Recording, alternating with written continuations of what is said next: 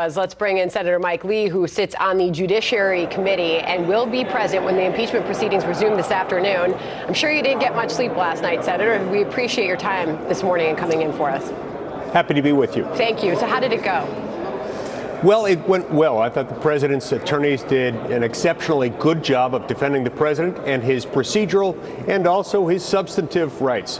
The fact that we had here an impeachment proceeding that was held for 33 days came up a number of times yesterday, and with very good reason. These people were pushing forward as if this were World War III, as if this were some immediate, urgent thing that had to be addressed. And yet they had held it up for 33 days. It was inconsistent with many of the arguments that they were making before the Senate yesterday, which kind of fell flat. Yeah, I have to read this to you from Axios this morning. Senator Mike Lee of Utah was particularly ferocious at times. He was almost always scribbling in a big notebook. What was happening there, Senator? I was taking notes. I mean, look, I was taking count, number one, of the number of times they mispronounced Pat Cipollone's name. It's not that hard, people. I don't think I heard a member of the House manager prosecution team pronounce his name once correctly the entire day. I took notes of the number of times that they were personally insulting. At one point, the Chief Justice had to step in and remind them not to do that. This is the Senate. Now, had they been operating as senators, they would have been admonished. He didn't direct that at any one party, by the way. He didn't, but with respect, he should have. Now, I'm grateful to the Chief Justice. He did a good job. His demeanor was great. He maintained his patience. I thought that was unfair of him to direct that at both sets of counsels, because it felt to me like collective punishment for isolated guilt.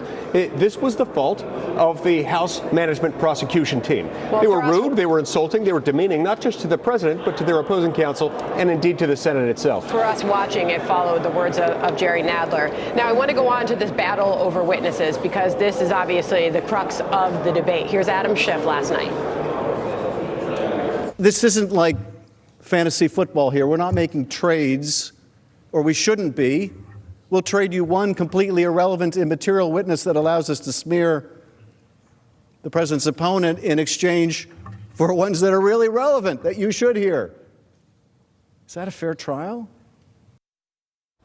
There are now reports, however, emerging, Senator, that some Democrats in the Senate are considering privately a witness swap. Potentially, if they get the testimony of John Bolton, that they would call Republicans bluff and say, we'll give you Hunter Biden. What would that mean for the president's defense?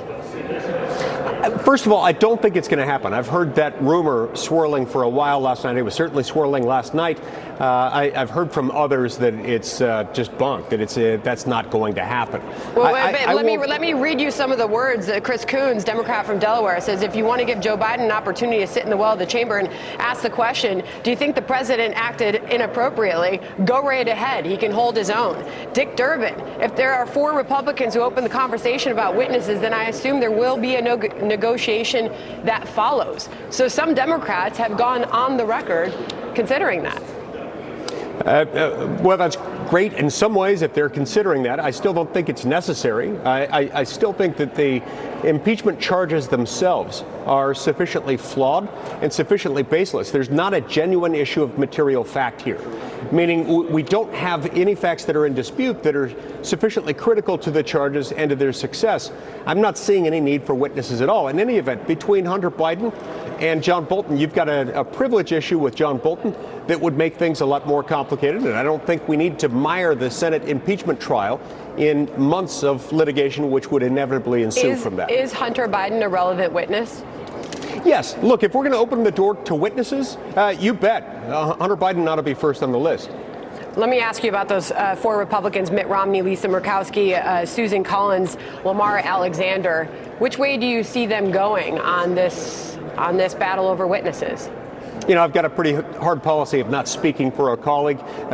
Those 4 who you mentioned can speak for themselves. I'm not going to try to predict which way they're going. But I will say this. I think the Senate as a whole, and definitely among Senate Republicans yesterday, were not impressed, were not drawn in closer to the House managers by the words of the House managers themselves. There's an old adage. It's an adage that doesn't really even need to be repeated most of the time, which is you don't go in and insult your jury or your judge. Here they did both. Senator, before we let you go, as this will resume at 1 o'clock today, your predictions at how things play out the next few hours?